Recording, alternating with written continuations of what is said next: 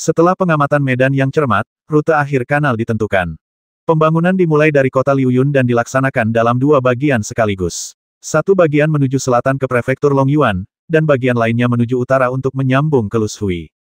Di bawah dorongan makanan binatang spiritual, binatang Mol bekerja sangat keras dan menggali saluran sungai dengan sangat cepat.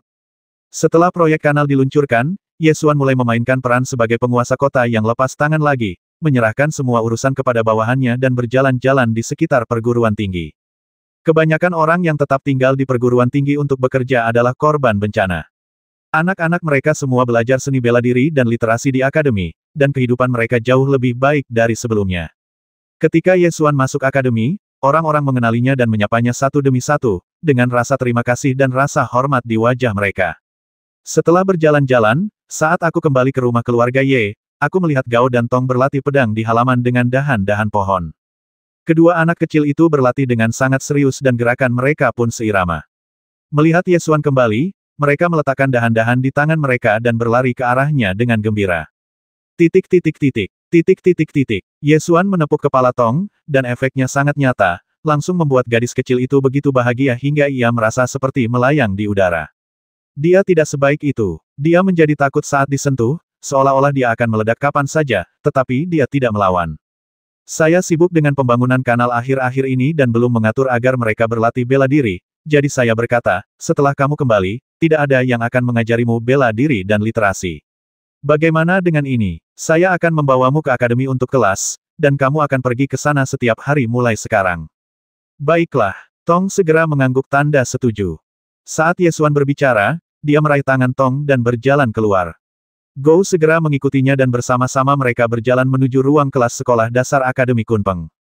Ketika saya tiba di ruang kelas perguruan tinggi, saya melihat seorang gadis kecil bersandar di jendela, memperhatikan kelas yang berlangsung di dalam. Yesuan berjalan mendekat dan bertanya, Zhao Er, apa yang kamu lakukan di luar? Zhao Er menggigil seluruh tubuhnya, berbalik cepat, menundukkan kepalanya dan mengakui kesalahannya. Tuan, saya akan kembali bekerja sekarang, jangan menghukum saya. Kenapa aku harus menghukummu? Kalau kamu mau masuk kelas, masuk saja. Kenapa kamu berdiri di luar? Tanya Yesuan penasaran. Zhao Er segera menggelengkan kepalanya, kakek tidak akan mengizinkannya. Mengapa tidak? Kakek berkata bahwa Zhao Er adalah pelayan keluarga Ye dan tidak bisa datang ke perguruan tinggi. Zhao Er mengerutkan bibirnya dan berkata dengan suara rendah. Omong kosong, kau boleh datang jika kau ingin belajar. Kembalilah dan beritahu kakekmu bahwa akulah yang mengatakan itu. Benarkah? Zhao Er langsung tersenyum gembira. Melihat ini, Yesuan berpikir bahwa seperti inilah seharusnya penampilan seorang gadis berusia 7 atau 8 tahun, dan bertanya, apa yang ingin kamu pelajari? Apakah kamu ingin berlatih seni bela diri? Zhao Er menggelengkan kepalanya dan berkata, saya ingin belajar pengobatan spiritual. Tetua Kingsong berkata bahwa memurnikan obat dapat menyembuhkan penyakit. Itu pasti akan menyembuhkan batuk kakek. Kalau begitu, belajarlah dengan giat. Yesuan menarik Gai dan Tong dan berkata, mulai sekarang, kalian bertiga akan menjadi teman. Ayo masuk dan menghadiri kelas. Gai dan Tong berkedip dan menatap Zhao Er sejenak, seolah mengamati apakah pihak lain tersebut merupakan ancaman. Zhao Er menatap kedua bintang ibel itu dan segera menyadari bahwa ekspresi Gai agak galak, jadi dia dengan takut-takut mengulurkan tangannya ke arah Tong. Tong menatap tangan yang diulurkannya, dan berpikir sejenak sebelum mengulurkannya. Sebelum kedua tangan kecil itu sempat berpegangan, Gou tiba-tiba menarik kembali tangan Tong dan menghentikannya memegangnya. Yesuan tidak bisa menahan diri untuk tidak menganggapnya lucu.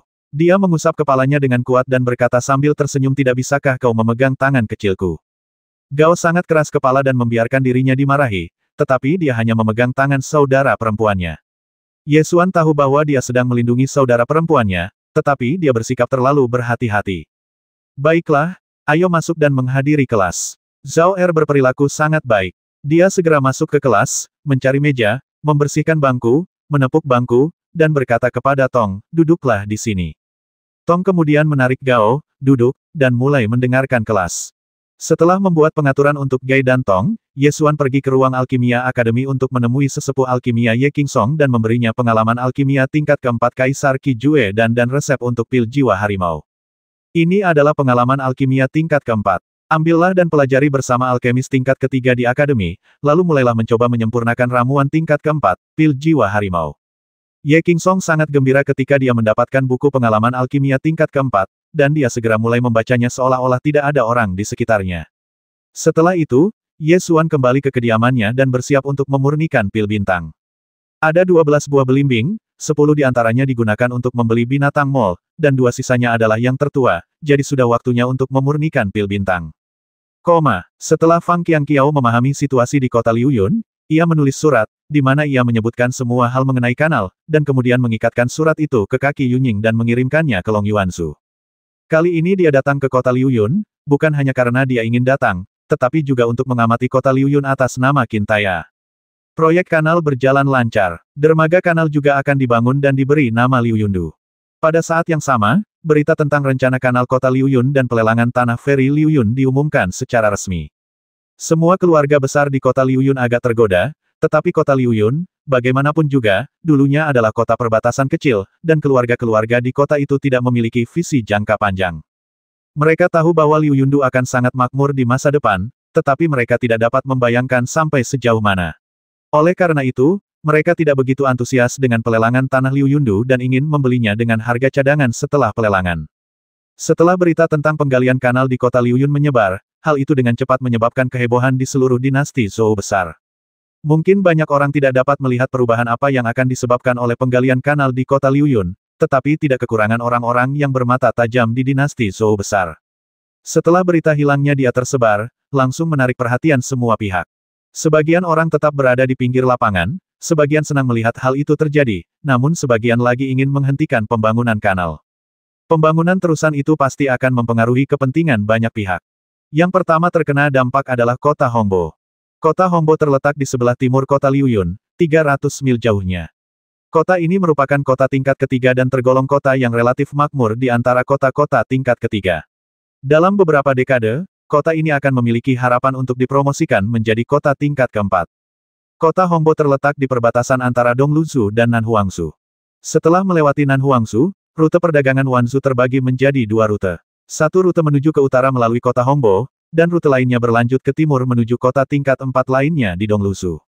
Berkat rute perdagangan 10.000 ras, kota Hongbo memiliki harapan untuk dipromosikan menjadi kota tingkat keempat dalam waktu 30 tahun.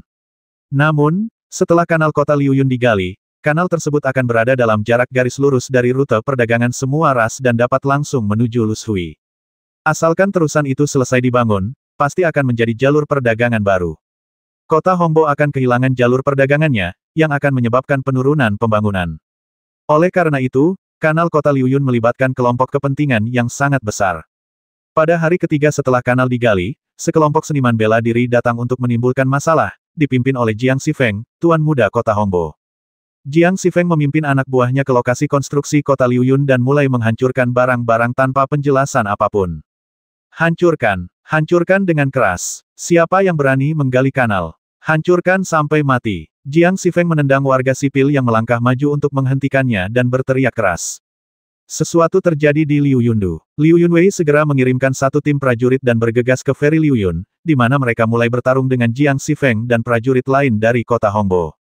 Ratusan tahun yang lalu, kota Hongbo adalah kota tingkat ketiga, dan fondasinya jauh lebih kuat daripada kota Liuyun. Kelompok seniman bela diri yang dibawa oleh Jiang Xifeng bahkan lebih kuat.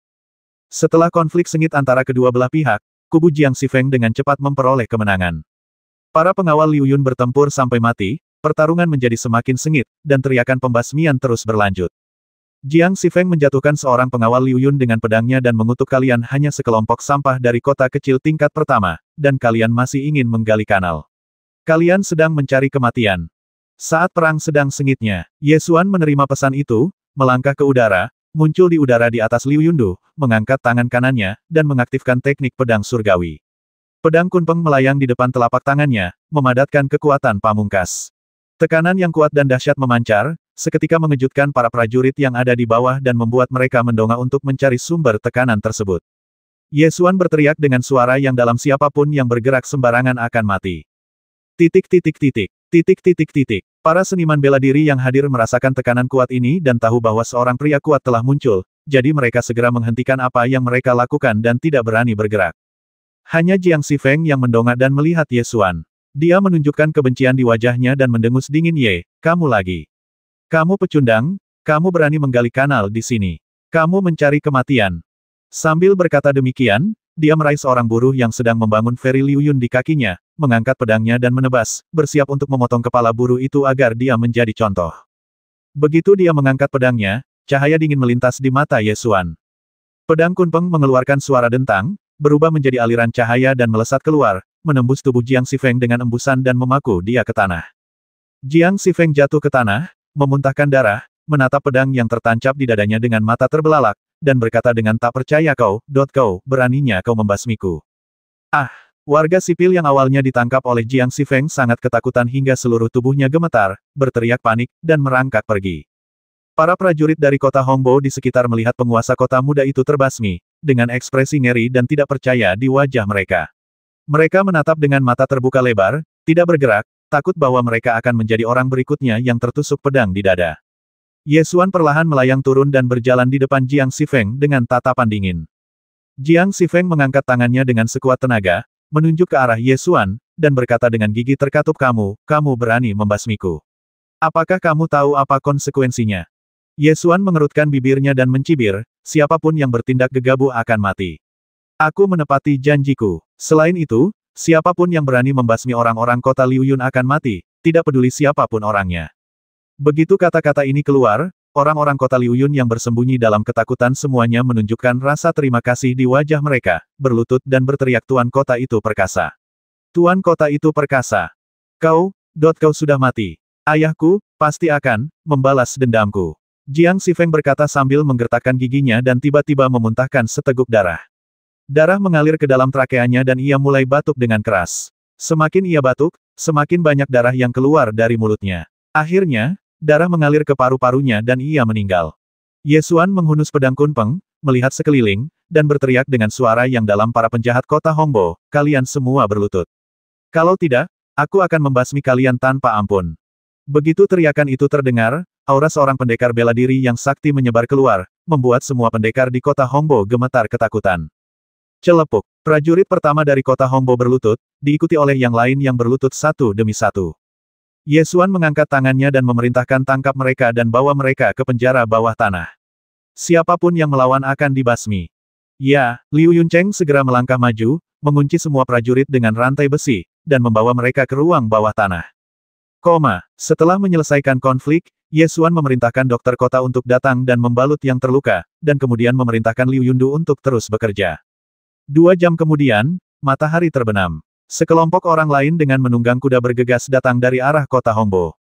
Seorang pria parubaya datang dengan menunggang kuda, melompat dari kudanya saat sampai di dermaga Liu Yun, dan melemparkan dirinya di depan tubuh Jiang Xifeng, sambil berteriak keras Xifeng.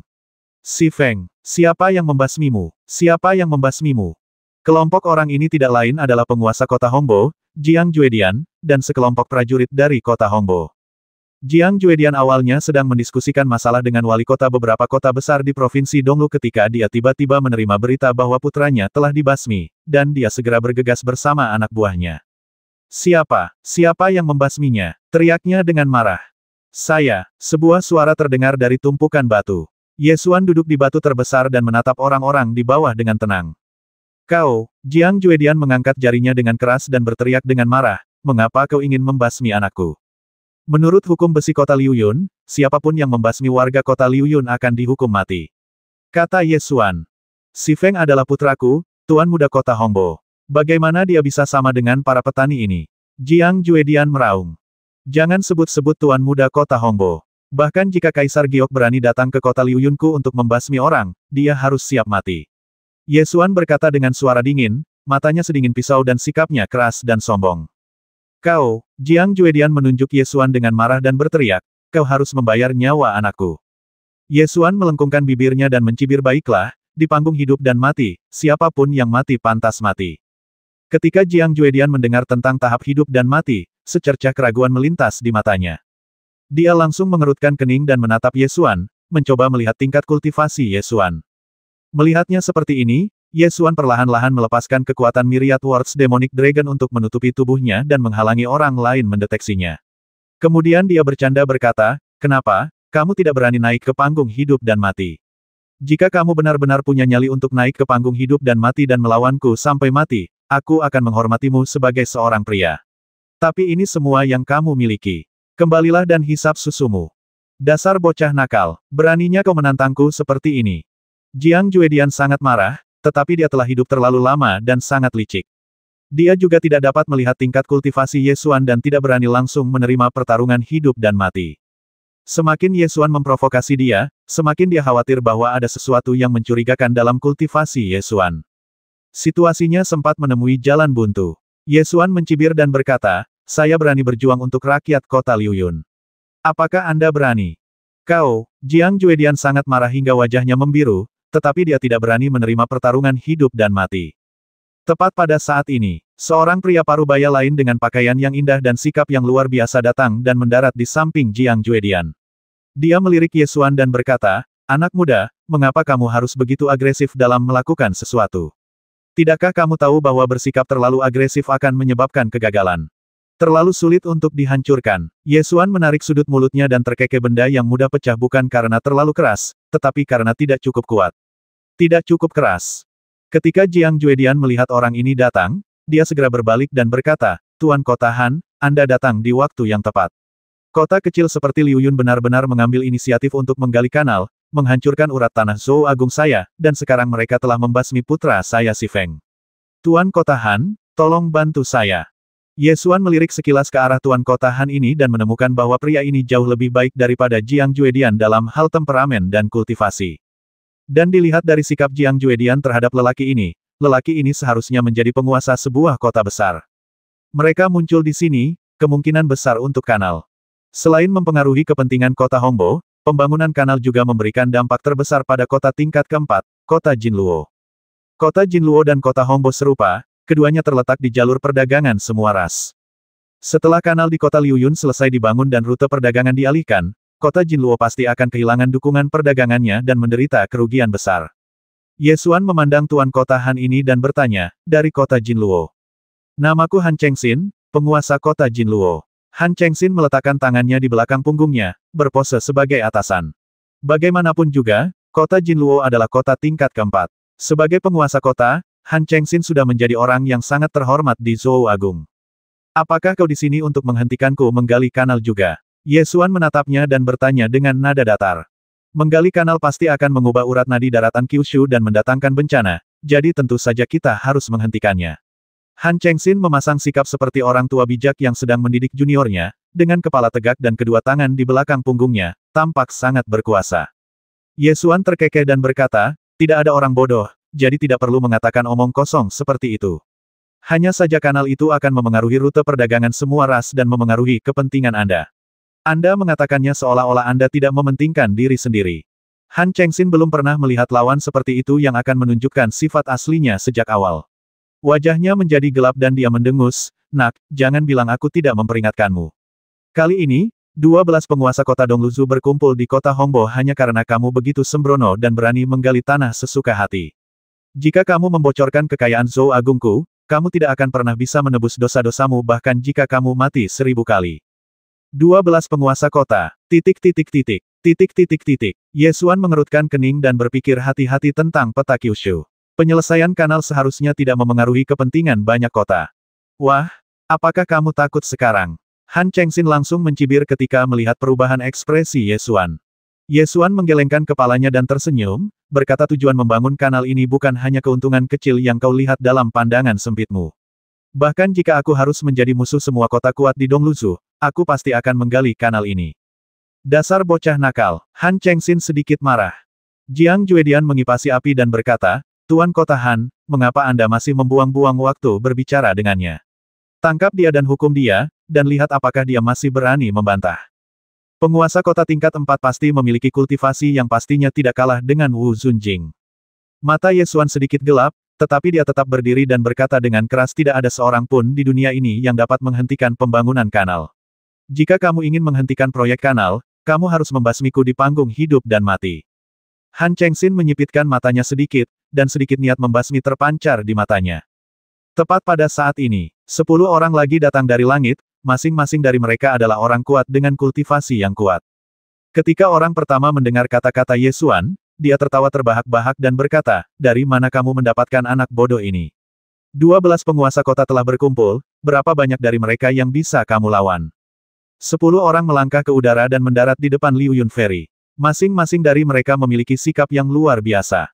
Dengan dukungan 12 penguasa kota, Jiang Juedian segera menjadi sangat percaya diri dan mendengus dingin, bagaimana mungkin seorang anak muda seperti dia mampu melawan begitu banyak orang.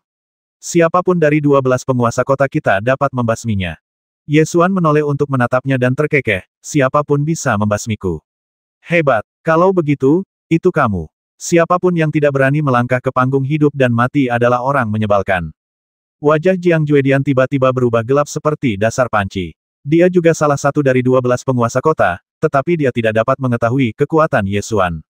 Semakin Ye Xuan memprovokasi dia, semakin dia tidak berani melawan. Tatapan mata Han Chengxin sedikit menggelap, lalu dia berkata, "Anak muda, jika kamu memiliki sifat pemarah seperti itu, suatu hari kamu akan menderita."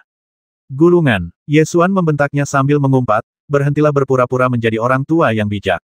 Kaulah yang bijak. Kau datang ke sini untuk menghancurkan dan menghancurkan demi kepentingan bisnis, mengapa kau berpura-pura menjadi seorang pria terhormat? Ayolah, entah kau ingin bertarung satu lawan satu atau pertarungan kelompok, aku akan melakukannya."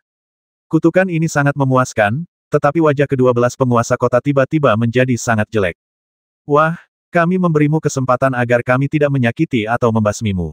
Tidak baik menuduh kami menindas yang lemah." Seorang penguasa kota mendengus dingin.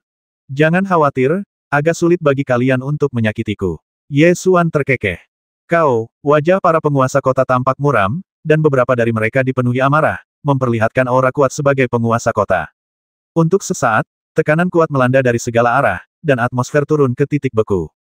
Tepat pada saat ini, terdengar suara nyaring dan kuat dari kejauhan yang terhormat para penguasa kota, mengenai masalah kanal, mengapa kalian tidak duduk dan membahasnya perlahan-lahan. Semua orang melihat ke arah suara itu dan melihat sepotong daging besar mendorong kursi roda perlahan ke arah mereka. Orang yang duduk di kursi roda itu tentu saja Fang Qiangqiao. "Siapa kamu?" Han Chengxin menyipitkan matanya dan menatap Fang Qiangqiao. Ia melihat bahwa kultivasi Fang Qiangqiao hanya berada di tingkat ke-9 alam Wusong. Meskipun tidak rendah, itu masih belum cukup baik di hadapan 12 penguasa kota. Suara tembakan bersiul di bawah. Ketika Han Chengxin mendengar nama itu, dia langsung mengingatnya dan terkekeh. Setelah dilumpuhkan oleh Raja Ibel kecil dari klan Ibel Surgawi dan dilucuti dari jabatan resminya, seorang ahli bela diri yang tidak berguna berani ikut campur dalam urusan kita. Jiang Juedian juga mengambil alih pembicaraan dan berkata dengan nada mengejek, "Benar sekali, seorang ahli bela diri tingkat 9 yang cacat, kualifikasi apa yang dia miliki untuk berbicara dengan 12 penguasa kota kita?" Fang Qiangqiao tidak berpikir dua kali, senyum tenang muncul di wajahnya, dan dia berkata, "Saya memang orang yang rendah hati, dan saya tidak memenuhi syarat untuk berbicara dengan Anda. Tetapi saya tidak tahu apakah Jenderal Serigala Surgawi dari tentara Long Yuan memenuhi syarat untuk berbicara dengan Anda." Sambil berbicara, dia membalik perintah sang jenderal di tangannya, memperlihatkan pola Sirius di atasnya. Ketika ke-12 penguasa kota melihat tanda Sirius Jenderal, mata mereka menjadi tajam. Jenderal Tianlang adalah tokoh penting dalam tentara Long Yuan. Han Chengxin dan yang lainnya mungkin tidak menganggap serius kota Liu Yun, mereka juga mungkin tidak menganggap serius Fang Qiangqiao, tetapi mereka tidak berani menyinggung tentara Long Yuan dengan mudah. Mata Han Chengxin sedikit menggelap, dan dia bertanya dengan bingung, "Belum lama ini, kamu adalah seorang letnan di ibu kota kekaisaran, dan sekarang kamu telah menjadi seorang jenderal di tentara Long Yuan. Apakah kamu tidak takut dengan beberapa masalah?" Fang Qiangqiao sebelumnya bertanggung jawab untuk menjaga gerbang barat ibu kota kekaisaran dan merupakan seorang jenderal di bawah kaisar manusia. Akan tetapi, kini ia menyandang Ordo Umum Serigala Surgawi dari tentara Long Yuan. Jika seseorang dengan motif tersembunyi memanfaatkan hal ini, mereka dapat mengarang banyak teori konspirasi. Ada ancaman yang jelas dalam kata-kata Han Chengxin. Fang Qiangqiao tidak peduli. Karena dia berani menunjukkan perintah Jenderal Serigala Surgawi, dia sudah mempertimbangkan semua konsekuensinya. Perang di prefektur Long Yuan telah berkobar lagi. Komandan militer melihat bahwa aku masih berguna dalam strategi militer, jadi dia secara khusus merekrutku kembali untuk bertugas di ketentaraan. Fang akan segera bergegas ke prefektur Long Yuan untuk bertarung sampai mati dengan klan Ibel Surgawi. Para penguasa kota cukup mengesankan, aku ingin tahu berapa banyak dari mereka yang berani membasmi Ibel Surgawi. Ini jelas dimaksudkan untuk menuduh Han Chengxin dan penguasa kota lainnya hanya bertengkar satu sama lain. Mata Han Chengxin sedikit gelap, dan dia mendengus dingin. "Kami di sini untuk kanal. Selama proyek konyol ini dihentikan, kami akan pergi. Jangan terburu-buru, semuanya. Karena ini tentang kanal, mengapa kita tidak duduk dan berbicara terus terang?" Mari kita selesaikan masalah ini dengan jelas dan kemudian buat keputusan. Bagaimana? Fang Qianqiao adalah orang yang tenang dan meredakan suasana tegang hanya dengan beberapa patah kata.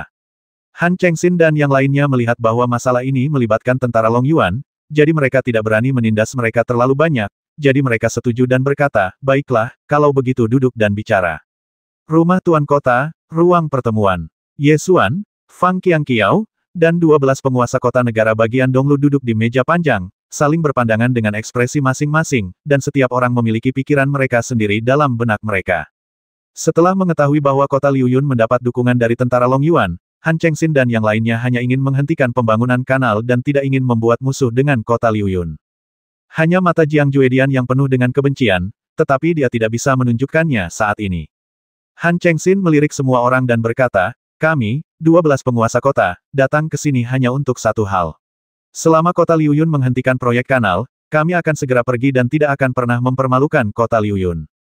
Penguasa kota lainnya berkata, benar juga. Selama kita berhenti menggali kanal, kita tidak akan menimbulkan masalah bagi kota awan terapung. Kita bahkan dapat membantu kota awan terapung dengan berbagai cara di masa mendatang.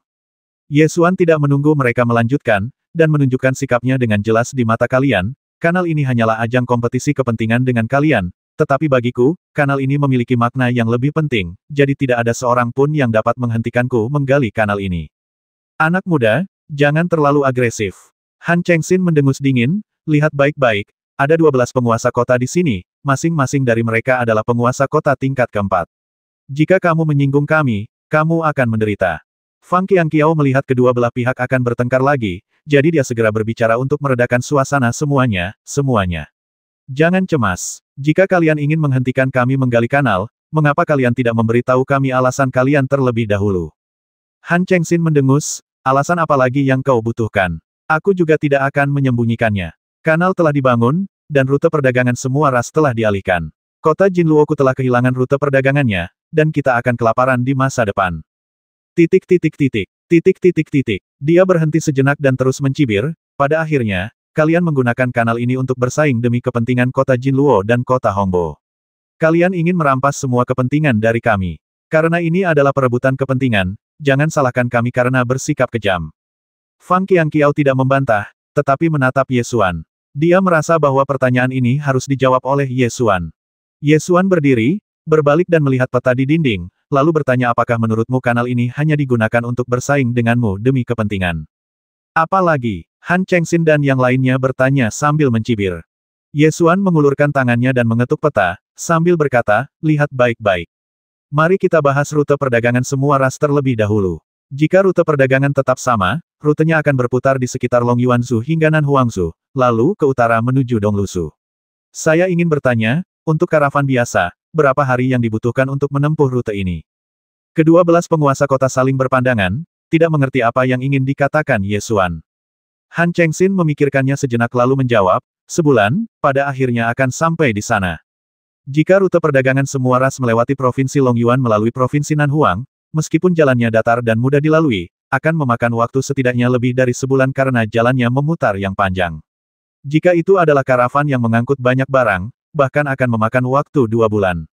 Ye Xuan mengerutkan bibirnya dan berkata, Tuan Kota Han, sepertinya Anda tidak tahu banyak tentang karavan. Karavan bukanlah tim pengawal Anda. Karavan yang membawa sejumlah besar barang harus menempuh perjalanan di sepanjang jalan menuju Provinsi Gurun Selatan, berhenti dan berangkat secara berkala.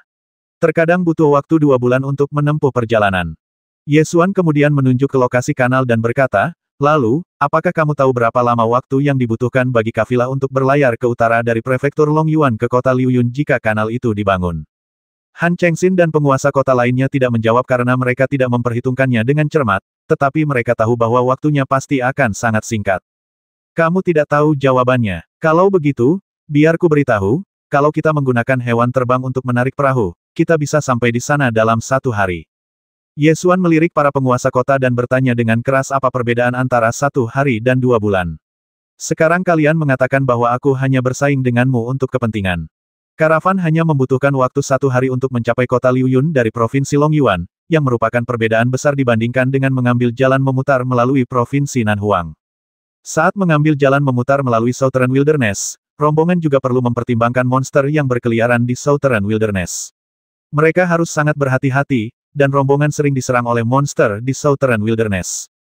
Oleh karena itu, begitu terusan itu dibangun, yang terjadi bukan hanya sekadar persaingan kepentingan, tetapi akan mengubah pola seluruh rute perdagangan dan menjadikannya lebih makmur. Liu Feijin, wali kota-kota Feifeng, membanting meja dan berteriak, berhentilah mengucapkan kata-kata manis itu. Aku tidak peduli berapa hari perjalanan yang ditempuh karavan itu. Kalian menggali kanal dan mengubah rute perdagangan.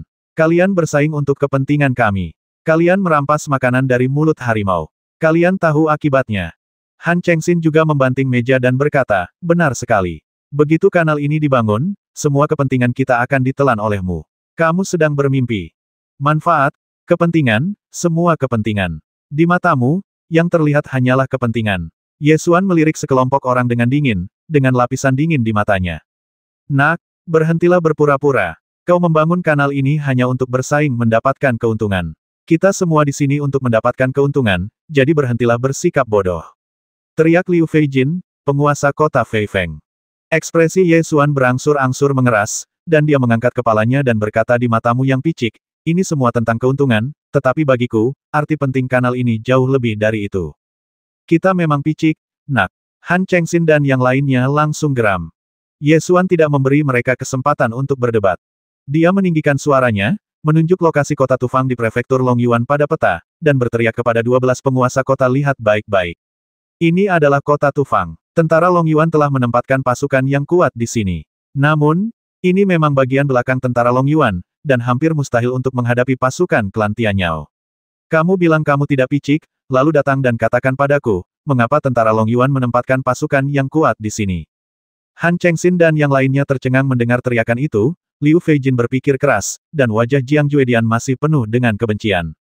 Melihat tidak ada yang keberatan, Jiang Juedian segera berdiri dan mendengus, di mana tentara Longyuan ditempatkan bukanlah urusan kita. Mungkin mereka ditempatkan di sana untuk mempertahankan kotamu dari kehancuran. Ketika Ye Xuan mendengar ini, dia mencibir, bagaimana kamu bisa mengatakan hal seperti itu?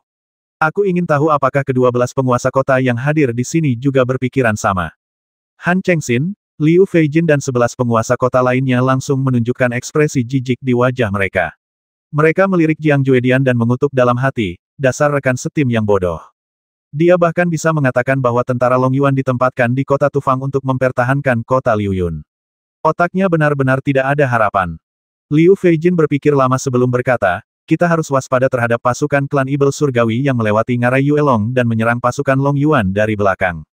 Ketika Ye Xuan mendengar jawabannya, dia langsung berbalik dan berpikir bahwa tidak semua orang ini adalah orang idiot yang dibutakan oleh kepentingan. Bagus sekali. Kalau begitu, izinkan saya mengajukan pertanyaan lain. Bagaimana jika sebuah kanal menghubungkan kota Liuyun dan kota Tufang, dan kota Liuyun memperkuat pertahanannya? Ke-12 penguasa kota yang hadir sebenarnya sangat cerdas. Setelah penjelasan, mereka langsung memahami poin-poin utamanya. Liu Feijin menarik napas dalam-dalam dan harus mengakui, jika kanal itu digali dan kota Liuyun berkembang menjadi kota yang kuat, kota itu dapat menahan pasukan klan setan langit selama 1 hari. Pasukan Longyuan akan dapat menyerang dari kanal itu dan segera melenyapkan kekuatan kota Liuyun. Metode ini dapat melindungi bagian belakang pasukan Longyuan, dan kota Tufang tidak perlu menempatkan pasukan yang kuat. Pasukan Longyuan dapat menempatkan semua pasukan utamanya ke medan perang garis depan dan melawan pasukan klan setan langit. Setelah mendengar tentang manfaat kanal setelah selesai dibangun, semua penguasa kota berpikir keras. Fang Qiangqiao melihat bahwa diskusi tersebut berhasil, dan menyimpulkan kanal ini tidak hanya untuk keuntungan, tetapi juga untuk nasib umat manusia. Hanya dengan menghubungkan Dongluzhu dan Longyuanzhu, Longyuanzhu dapat benar-benar menjadi habitat bagi umat manusia. Beberapa dari 12 penguasa kota menunjukkan rasa malu di wajah mereka. Satu sisi untuk keuntungan, sisi lain untuk nasib umat manusia dan tanah Longyuan. Perbandingan cepat akan memberitahu Anda pihak mana yang lebih rendah. Namun, sejauh mana manfaat dari rute perdagangan? Itu adalah jumlah kekayaan yang sangat besar yang cukup untuk menghidupi kota tingkat keempat, dan selama rute perdagangan terbuka, kekayaannya tidak akan ada habisnya. Nah, ke-12 penguasa kota ini lebih mirip pengusaha ketimbang penguasa kota. Para pedagang kaya tidak punya negara. Dihadapkan dengan kekayaan yang begitu besar, saya khawatir ada orang yang rela mengkhianati umat manusia, apalagi menghentikan pembangunan kanal. Jiang Juedian adalah orang pertama yang keberatan bahkan jika Anda berbicara omong kosong, Anda tetap melakukannya demi keuntungan jalur perdagangan. Demi kota kecil sampah Anda merusak kepentingan 12 kota kami, dan Anda bahkan tanpa malu-malu mengatakan bahwa itu demi keberuntungan umat manusia, bah. Titik. Han Chengxin mengambil alih pembicaraan dan berkata, nasib umat manusia yang Anda sebutkan, yang menghubungkan kedua negara, semuanya terbayang dalam benak Anda. Siapa tahu jika kanal itu akan menghancurkan urat nadi daratan kedua negara setelah digali. Pada saat itu, dapatkah Anda memikul tanggung jawab? Para penguasa kota yang memiliki pendirian yang sama dengan Han Chengxin dan Jiang Juedian pun sependapat benar sekali, takdir umat manusia hanyalah imajinasi kalian sendiri. Kalian benar-benar ingin memonopoli keuntungan dari jalur perdagangan, dan apapun yang kalian katakan hanyalah alasan. Pembangunan kanal memengaruhi kepentingan banyak orang. Bahkan jika kanal itu dibangun, akan ada banyak manfaatnya, membuat Dazhou lebih makmur dan prefektur Longyuan lebih stabil. Namun, tidak ada satupun yang dapat membuat mereka melepaskan kekayaan mereka yang sangat besar, dan mereka lebih memilih untuk menghentikan kebangkitan umat manusia sejak awal. Namun, di antara 12 penguasa kota, ada juga beberapa yang berpikiran terbuka. Liu Feijin, penguasa kota Feifeng, mengerutkan kening dan berpikir lama. Ia tahu betapa pentingnya penyelesaian kanal itu, tetapi ia masih merasa sulit untuk mengambil keputusan untuk sementara waktu. Fang Qianqiao melihat para penguasa kota ini dan melihat bahwa mereka memiliki ekspresi yang berbeda. Dia tahu bahwa mereka tidak berasal dari kelompok yang sama, tetapi hanya berkumpul untuk menghentikan pembangunan kanal. Jadi Fang Qianqiao berbisik di telinga Ye Xuan, kita bisa menyelesaikannya secara terpisah. Jika mereka masih menolak untuk setuju, kita bisa menggunakan tindakan yang kuat. Ye Xuan juga menyadari bahwa beberapa penguasa kota ini hendak mundur, jadi dia melihat ke arah Liu Feijin dan yang lainnya dan bertanya, jika aku ingat dengan benar, kota Feifeng milik penguasa kota Liu tidak berada di rute perdagangan 10.000 ras. Pengalihan rute perdagangan 10.000 ras tidak akan berdampak banyak pada kota Feifeng. Apakah penguasa kota Liu datang ke sini untuk mencari keuntungan? Ketika Liu Feijin mendengar bahwa dirinya disebut-sebut, ia pun berdiri dan berkata, tujuan Liu datang ke sini memang untuk menghentikan penggalian kanal, tetapi alasannya bukan untuk kepentingan jalur perdagangan. Untuk apa itu? Karena Sungai Lushui, kota Feifeng berada tepat di sebelah Sungai Lushui. Warga kota dan petani dalam radius 300 mil bergantung pada Sungai Lushui untuk mata pencaharian mereka. Sekarang Anda ingin menggali kanal. Karena Sungai Lushui mengalir ke selatan, tindakan ini kemungkinan besar akan menyebabkan Sungai Lushui mengering di bagian hilir. Bagaimana Anda ingin orang-orang yang bergantung pada air itu bertahan hidup? Liu Feijin mengungkapkan alasan sebenarnya pemblokiran kanal tersebut. Tidak hanya kota Feifeng, sebenarnya ada banyak kota di sepanjang Sungai Lushui. Di antara 12 penguasa kota yang hadir, 7 orang memiliki alasan yang sama dengan Liu Feijin. 7 penguasa kota itu langsung berseru, benar sekali, kalian telah mengalihkan semua air dari Sungai Lushui ke kanal. Bagaimana kota-kota di sepanjang Sungai Lushui ini bisa bertahan hidup? Ketika Ye Xuan mendengar ini, dia menjelaskan, jika ini alasannya, kamu tidak perlu khawatir. Aku sudah memikirkannya saat aku berencana menggali kanal. Setelah kanal digali, bendungan akan dibangun di mana ia terhubung ke Lushui untuk menyimpan air. Tidak hanya itu, kanal akan mengikuti medan dan bendungan akan dibangun setiap beberapa bagian untuk menampung air. Saat itu, kanal hanya perlu mengalihkan seperempat Sungai Lushui, atau bahkan lebih sedikit air sungai, untuk navigasi. Sejauh pengetahuan saya, saat musim banjir tiba di bulan Juni, tanggul di hilir sering jebol dan menyebabkan banjir. Jika kanal dibangun, saat musim banjir tiba, kanal dapat membuka bendungan untuk melepaskan air banjir dan mengurangi banjir di Sungai Lushui. Ye Xuan menjelaskan fungsi kanal satu per satu. Liu Feijin dan rekan-rekannya mendengarkan dengan saksama, bahkan beberapa penguasa kota yang wilayahnya sering dilanda banjir menunjukkan sedikit kegembiraan di wajah mereka. Namun, ini hanya pendapat Ye Xuan. Mereka tidak langsung percaya, tetapi bertanya apakah Anda yakin bahwa membangun bendungan di kanal tidak akan merusak lingkungan Lushui. Ye Xuan menegaskan, saya yakin, jika kanal itu dibangun dan menyebabkan bencana kekeringan atau banjir di wilayah Anda, saya tidak akan pernah menghentikan Anda untuk memutus kanal itu saat itu. Liu Feijin dan rekan-rekannya menerima jaminan tersebut dan berpikir bahwa kepentingan mereka sendiri tidak akan dirugikan. Kanal tersebut dapat menghubungkan dua negara besar, Donglu dan Longyuan, yang sangat penting bagi umat manusia. Setelah ketujuh penguasa kota mempertimbangkannya, Liu Feijin setuju dan berkata, selama Anda memastikan bahwa pembangunan kanal tidak akan memengaruhi lingkungan di kedua sisi Sungai Lushui, kami akan mundur dan tidak lagi menghalangi pembangunan kanal.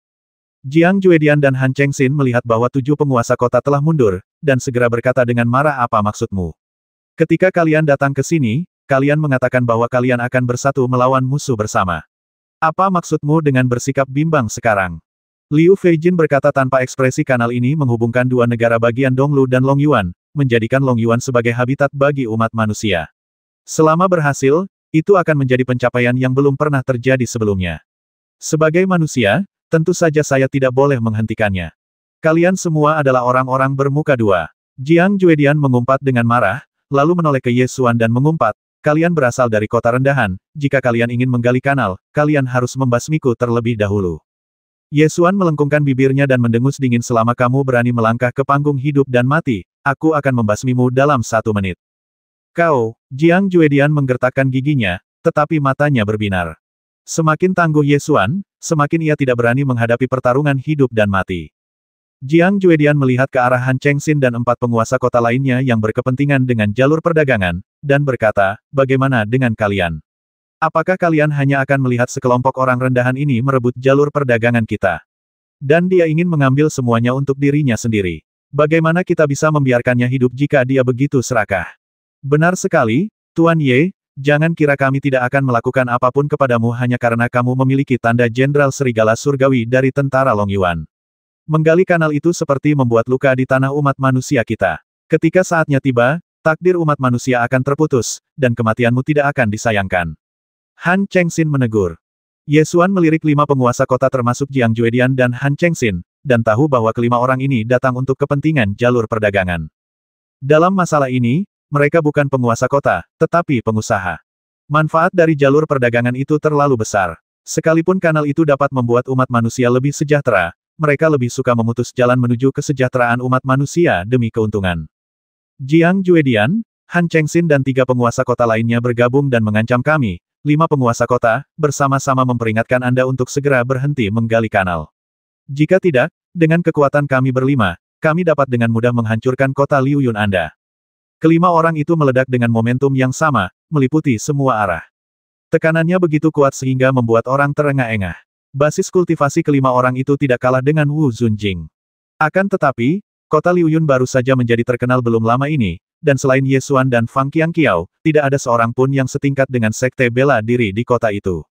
5 kota termasuk kota Hongbo dan kota Jinluo adalah kota-kota tua dan besar dengan kekuatan yang kuat. Jika mereka benar-benar bertarung, kota Liuyun pasti akan menderita. Tepat pada saat ini, sekelompok prajurit berkuda bergegas menuju rumah tuan kota Liuyun. Seorang jenderal dari tentara Longyuan berbalik dan melangkah masuk ke ruang pertemuan.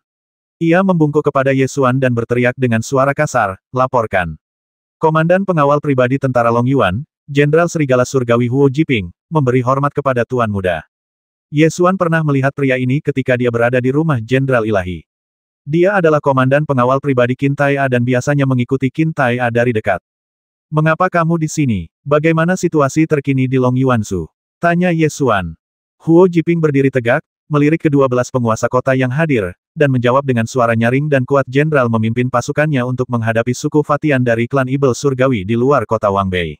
Suku Fatian terintimidasi oleh kekuatan jenderal dan tidak berani bergerak gegabah. Dia menjawab pertanyaan kedua terlebih dahulu, lalu pertanyaan pertama beberapa hari yang lalu, sang jenderal menerima pesan dari Fang Qiangqiao melalui elang, yang merinci masalah kanal tersebut. Fang Qiangqiao ingin tahu apa yang dipikirkan Qin Tai A, jadi dia bertanya dengan cepat, bagaimana menurutmu, Jenderal? Huo Jiping menjawab setelah membaca surat itu, sang jenderal memberi isyarat pada peta sebentar, lalu berdiri dan berteriak oke. Kemudian ia memerintahkan garnisun di kota Tufang untuk dibagi menjadi 3 tim, dimulai dari kota Tufang untuk menggali kanal sesuai dengan rencana Tuan Muda. Kanal itu harus diselesaikan dalam waktu 2 bulan untuk menghubungkan kedua negara. Setelah mendengarkan ini, Fang Qiangqiao membelai jenggotnya dan berkata, jenderal itu tetap bijaksana dan tegas seperti sebelumnya. Selagi dia berbicara, dia dan Ye Xuan saling tersenyum, lalu menatap Jiang Juedian, Han Chengxin dan 5 penguasa kota lainnya. Ye Xuan tersenyum tipis dan berkata, sepertinya jika kamu ingin menghentikan penggalian kanal, kamu tidak hanya harus menghancurkan kota Liuyun, tetapi juga tentara Longyuan. Wajah Jiang Juedian, Han Chengxin dan 3 orang lainnya tiba-tiba berubah hitam seperti dasar panci. Mengandalkan status mereka sebagai penguasa kota, mereka dapat bersatu dan memaksa kota kecil seperti kota Liuyun, yang merupakan kota tingkat pertama setahun yang lalu. Namun, di hadapan tentara Longyuan, mereka hanyalah sampah. Seperti apakah keberadaan tentara Longyuan? Dia bertarung dengan klan setan langit di Provinsi Longyuan selama 300 tahun dan memblokir pasukan klan setan langit di sebelah barat Danau Longs. Dapat dikatakan bahwa tentara Longyuan adalah tentara kuat yang telah melalui ujian perang, dan tidak sulit baginya untuk menghancurkan penguasa kota manja seperti Jiang Juedian dan Han Chengxin. Liu Feijin dan 6 penguasa kota lainnya awalnya tidak bermaksud menghentikan pembangunan kanal. Sekarang setelah mereka mendengar bahwa Jenderal Dewa Longyuan mengirim pasukan Longyuan untuk menggali kanal, mereka segera menjauhkan diri dari Jiang Juedian, Han Chengxin dan yang lainnya. Liu Feijin membungkuk dan berkata, bahkan Jenderal Besar berpikir bahwa kita harus menggali kanal, jadi dia benar. Kita akan kembali sekarang. Jika kota Liuyun membutuhkan bantuan untuk menggali kanal, silakan beritahu kami. Jika kami dapat membantu, kami pasti akan melakukan yang terbaik. Setelah dia selesai berbicara, dia mengucapkan selamat tinggal kepada 6 penguasa kota lainnya dan pergi, hanya menyisakan Jiang Juedian, Han Chengxin dan 5 orang lainnya. Fang Qiangqiao menatap mereka berlima dan bertanya, tentara Longyuan yang ditempatkan di kota Tufang sudah mulai menggali kanal. Apakah kalian masih berencana untuk menghentikan mereka? Han Chengxin tampak tidak senang. Bagaimanapun, dia telah kehilangan keuntungan yang sangat besar dalam jalur perdagangan, tetapi dia tidak berani menghadapi pasukan Longyuan. Dia hanya bisa berkata tanpa daya baiklah. Tampaknya ini adalah takdir yang tidak dapat ditentang. Han akan pergi. Setelah berkata demikian, dia berbalik dan pergi. Kecuali Jiang Juedian, 3 penguasa kota lainnya juga ikut pergi bersamanya. Jiang Juedian adalah satu-satunya yang tersisa, menggertakkan giginya karena kesal. Dia menatap Yesuan dengan mata terpaku, kilatan cahaya melintas di matanya, sekali lagi menegaskan bahwa kultivasi Yesuan hanya pada tingkat ke-6 dari alam sekte bela diri. Saat berada di Liuyun Ferry sebelumnya, dia menemukan bahwa kultivasi Yesuan hanya berada di alam sekte bela diri tingkat ke-6, tetapi dia merasa terintimidasi oleh sikap keras Yesuan saat itu dan berpikir bahwa ada sesuatu yang mencurigakan tentang kultivasi ini. Oleh karena itu, dimulai dari Liuyun Ferry, dia terus memeriksa tingkat kultivasi Yesuan, dan setiap kali dia menemukan bahwa dia berada di alam sekte bela diri tingkat ke-6. Setelah memastikannya berulang kali, dia berkata, Tuan Ye, bukankah Anda mengatakan ingin naik ke panggung hidup dan mati? Jika Anda berani mengatakannya lagi, saya akan membiarkan Anda mati di panggung hidup dan mati. Yesuan tertawa dan berkata, aku cukup terkejut kau menyetujui pertarungan hidup dan mati saat ini. Ini bukan pertarungan hidup dan mati, ini pertarungan memperebutkan penguasa kota. Yang kalah akan melihat kota ini berpindah tangan, kata Jiang Juedian sambil mengangkat kepalanya tinggi-tinggi. Tujuannya adalah merebut kota Liuyun. Pertarungan penguasa kota merupakan kompetisi untuk memperebutkan posisi penguasa kota di benua Kyushu. Pemenangnya akan mendapatkan kota yang kalah. Sekarang, kota Liuyun berada di ambang kebangkitan. Selama kanal itu digali, kota Liuyun akan melambung ke angkasa dan menjadi salah satu kota terkuat di Donglusu. Jiang Juedian tiba-tiba melihat Han Chengxin dan yang lainnya telah mundur, dan segera memikirkan rencana brilian ini untuk memonopoli jalur perdagangan. Dia mengambil inisiatif untuk memulai pertempuran untuk penguasa kota. Selama dia membasmi Yesuan dalam pertempuran, dia bisa menjadi penguasa kota Liuyun dengan bermartabat. Setelah terusan itu dibangun, semua jalur perdagangan semua ras akan berada di bawah kendalinya, yang mana jauh lebih baik daripada mengalihkan sebagian jalur perdagangan di kota Hongbo. Pertempuran Tuan Kota. Yesuan tidak menyangka Jiang Juedian akan mengajukan permintaan seperti itu dan sedikit terkejut. Apa, kau tidak berani menjawabnya? Jiang Juedian mencibir dengan nada menghina. Kamu terlalu banyak berpikir. Aku hanya tidak menyangka bahwa kamu tidak hanya akan rela mati, tetapi juga berencana untuk memberikan kota Hongbo kepadaku. Yesuan tersenyum tipis. Hahaha, Jiang Juedian tertawa terbahak-bahak dan berkata sambil mencibir, kau hanya seorang idiot martial sect level 6, dan kau pikir kau bisa mengalahkanku. Apa yang sebenarnya kau pikirkan? Han Chengxin, Liu Feijin dan yang lainnya baru saja keluar dari ruang konferensi ketika mereka mendengar Jiang Juedian melancarkan pertempuran untuk penguasa kota, dan mereka semua berhenti dan melihat ke belakang. Jiang Juedian mengangkat kepalanya tinggi-tinggi, memancarkan aura seorang pendekar bela diri, dan berkata dengan bangga, lihat baik-baik, aku adalah pendekar bela diri, dan orang-orang sepertimu yang hanya berada di alam bela diri tingkat ke-6 tidak lebih dari semut di hadapanku. Dia menunjuk Yesuan dan berkata dengan arogan, jangan berpikir bahwa aku akan membiarkanmu pergi hanya karena kamu mendapat dukungan dari tentara Longyuan. Di benua Jiushu, hanya yang kuat yang memenuhi syarat untuk menjadi penguasa kota.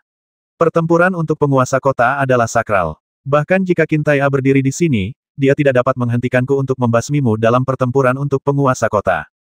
Yesuan sama sekali tidak takut, dan tersenyum tipis ngomong-ngomong, perkembangan kota Hongbo-mu benar-benar tidak sedap dipandang. Kota ini berantakan, dan kondisi sanitasinya bahkan tidak sebaik toilet di kota Liuyun. Aku benar-benar tidak menginginkannya meskipun diberikan kepadaku secara cuma-cuma. Namun, kota Liuyun kebetulan kekurangan penduduk. Pertempuran ini datang pada waktu yang tepat. Jiang Juedian menyipitkan matanya sedikit.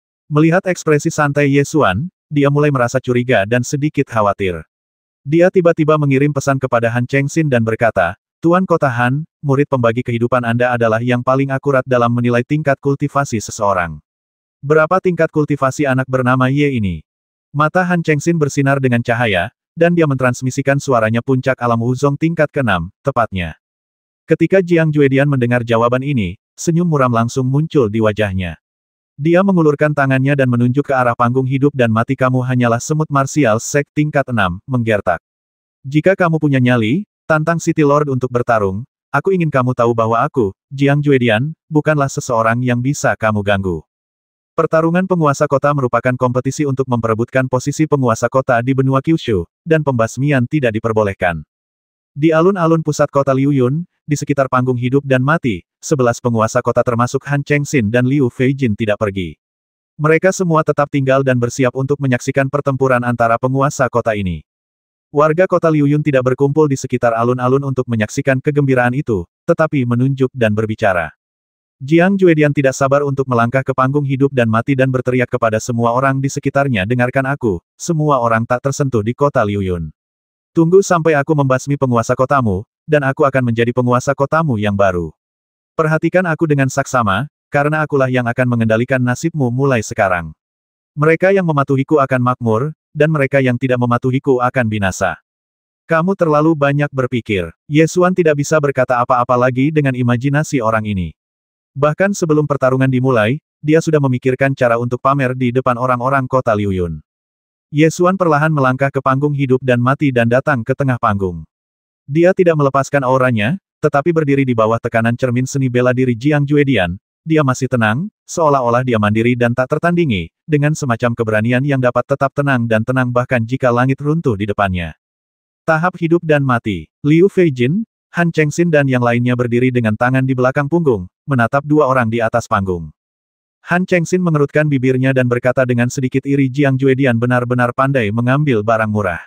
Setelah kanal selesai, kota Liuyun pasti akan bangkit menjadi kota yang kuat. Jika dia merebut posisi penguasa kota saat ini, dia akan mengambil kota yang kuat secara gratis. Liu Feijin menoleh ke arah Han Chengxin dan berkata, Tuan Kota Han, apakah Anda begitu yakin bahwa Jiang Juedian akan menang? Han Chengxin menunjuk matanya dengan dua jari tangan kanannya dan berkata, pupil mataku yang membelah kehidupan dapat membedakan semua hukum di dunia. Kultivasi Ye Xuan ini hanya pada tingkat ke-6 alam sekte bela diri, sementara orang tua Jiang Juedian ini telah memasuki tingkat ketiga cermin kehormatan bela diri beberapa tahun yang lalu. Kota Hongbo mungkin tidak sebagus kota Fei Fengmu, tetapi dalam hal kekuatan, Jiang Juedian mungkin tidak akan kalah darimu, Liu Feijin, apalagi melawan lawan di tingkat ke-6 alam sekte bela diri. Liu Feijin selalu merasa bahwa Ye Xuan tidak sesederhana itu, tetapi dia tidak dapat membayangkan bagaimana seorang master bela diri tingkat 6 dapat bersaing dengan master bela diri tingkat 3. Menurut akal sehat, jurang pemisah antara keduanya bagaikan perbedaan langit dan bumi. Sekalipun seseorang memegang senjata ajaib, ia tidak akan mampu memenangkan pertempuran. Kebanyakan penguasa kota lainnya mempunyai ide yang sama, kecuali Liu Feijin yang teringat beberapa rumor dari beberapa waktu lalu. Beberapa waktu lalu, aku mendengar beberapa rumor tentang ibu kota Kekaisaran Zhou Agung. Qin Tai'a memiliki cucu generasi keempat yang mengalahkan panglima perang klan Ibel Surgawi dengan kultivasi seni bela dirinya. Kudengar namanya Ye Xuan, mungkin dialah yang ada di hadapanku. Han Chengxin dan yang lainnya menggelengkan kepala dan tertawa, Tuan Kota Liu, apakah Anda masih percaya rumor yang tidak masuk akal seperti itu? Kedengarannya seperti rumah Jenderal Dewa sedang mencoba membangun momentum. Selain Qin Tai'a, apakah pernah ada orang yang dapat melawan publik di rumah Jenderal Dewa? Jelas bahwa Qin Tai'a sudah tua dan waktunya hampir habis, jadi dia ingin membangun momentum untuk rumah Jenderal Dewa dan memperpanjang kemakmurannya selama beberapa tahun lagi. Mungkin, Liu Feijin tidak yakin dengan keaslian rumor ini. Lagi pula, sulit dipercaya bahwa seseorang dengan tingkat kultivasi kaisar bela diri dapat mengalahkan panglima perang klan Ibel Surgawi. Para penguasa kota lainnya mulai iri pada Jiang Juedian. Mereka hanya perlu mengalahkan seorang ahli bela diri untuk menguasai kota yang sedang bangkit. Ini hanyalah khayalan belaka. Di panggung kehidupan dan kematian. Jiang Juedian berkata dengan wajah bangga, "Nak, kamu bisa dengan sukarela mengakui kekalahan dalam pertempuran penguasa kota ini. Lebih baik kehilangan kota daripada kehilangan nyawamu. Kamu benar-benar terlalu banyak berpikir." Ye Xuan terkekeh, dan energi sejatinya berubah menjadi energi yang menutupi seluruh tubuhnya. Dia perlahan naik ke udara, membuka telapak tangannya dan mengarahkannya ke Jiang Juedian, dan mulai berlatih teknik pedang surgawi. Teknik pedang surgawi diaktifkan, dan 8 pedang terbang muncul dari udara tipis di depan telapak tangannya, menunjuk ke arah Jiang Juedian. "Aku tidak punya waktu untuk disia-siakan bersamamu, lakukan saja." Jiang Juedian mendengus menghina, dan berkata, "Kalian semut-semut di alam Wuzong sedang terburu-buru untuk mati, jadi aku akan membantu kalian." Sambil berbicara, dia mengangkat tangannya di depannya dan mengambil pedang suci dari kehampaan. Dia menariknya keluar dengan suara berdenting dan mengarahkan pedang itu ke Ye Xuan. Dia berteriak dengan suara yang dalam, "Nak, jangan menuduhku menindas yang lemah. Aku akan memberimu 3 gerakan. Ayo. Berikan aku 3 gerakan. Apakah kamu sanggup melakukannya?" Ye Xuan mendengus marah, membuat gerakan pedang dengan tangannya, dan mengetuk ringan. Dentang. Pedang terbang pertama mengeluarkan suara pedang yang keras, berubah menjadi aliran cahaya dan terbang ke bawah, menebas ke arah Jiang Juedian. Jiang Juedian segera mengeluarkan energi sejatinya untuk melindungi tubuhnya dan mengangkat pedangnya untuk memblokir pedang terbang tersebut. Dentang.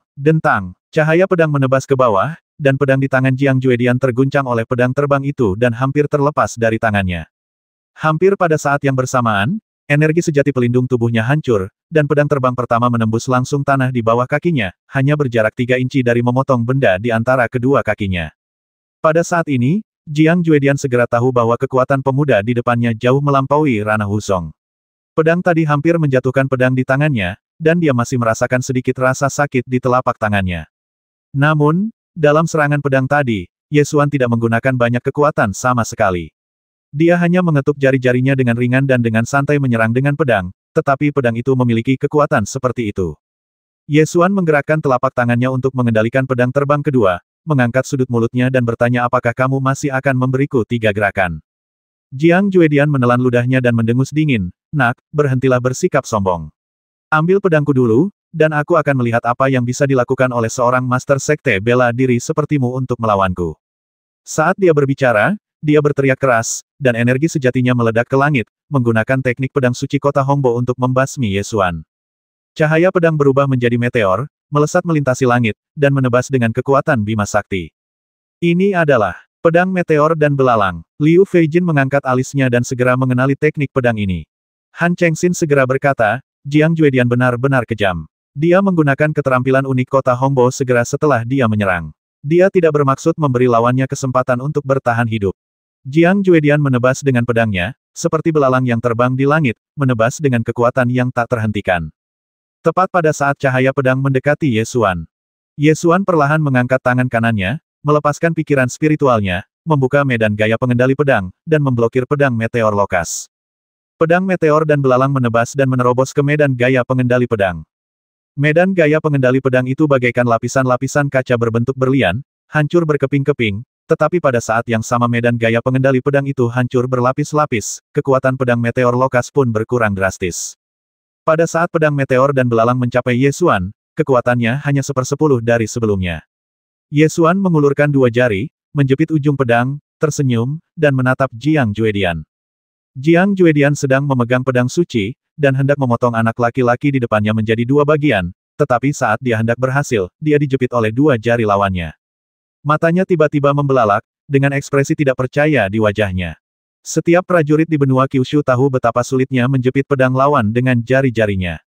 Dalam keadaan normal, hanya mereka yang memiliki kekuatan lebih besar dari lawannya yang dapat melakukan ini.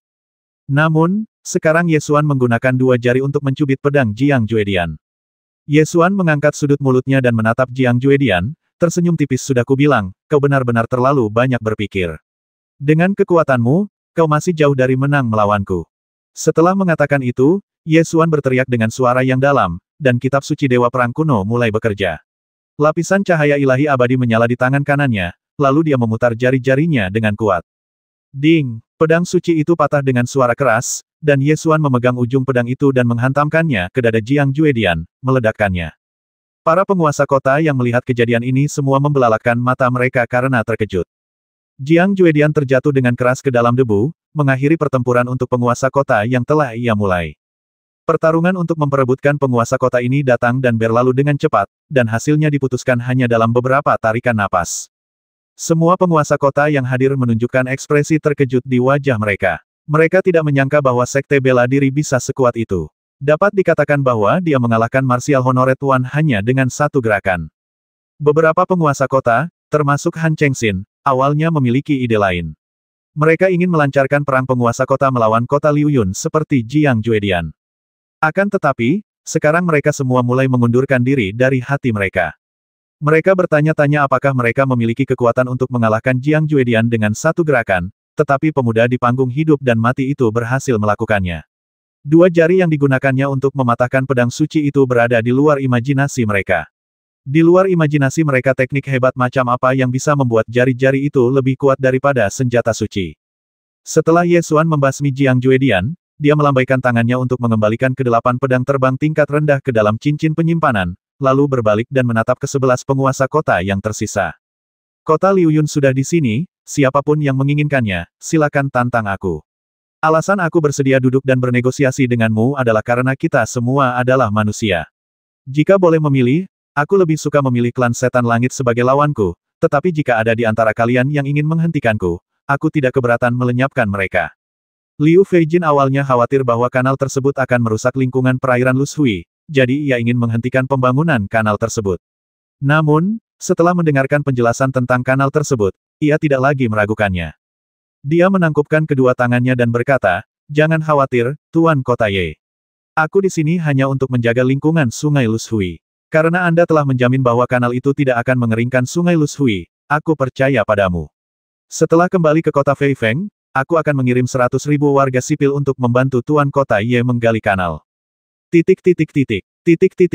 Setelah Liu Feijin selesai berbicara, dia membungkuk, berpamitan dan pergi.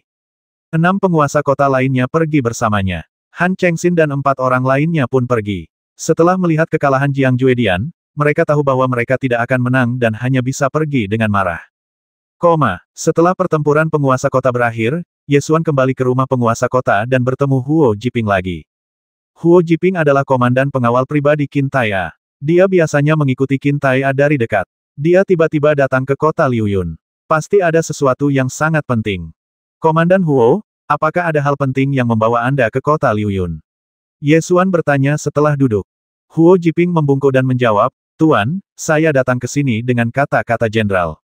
Dia membetulkan baju besinya dan berkata dengan sungguh-sungguh, "Jenderal berharap Anda dapat membuat beberapa perubahan pada desain kanal untuk tentara Long Yuan. Bagaimana cara mengubahnya?" Ye Xuan merasa sedikit aneh. Jenderal berharap agar kanal tersebut dapat diubah dari kanal komersial sedalam 2 zang menjadi kanal perang sedalam 3 zang, sehingga kapal perang Long Yuan di Danau Longs dapat melewati kanal tersebut dan mencapai kota Liu Yun dalam waktu 1 hari. Setelah Huo Jiping selesai berbicara, ia menambahkan jenderal juga mengatakan bahwa pendalaman alur sungai pasti akan menyebabkan beban kerja yang lebih besar.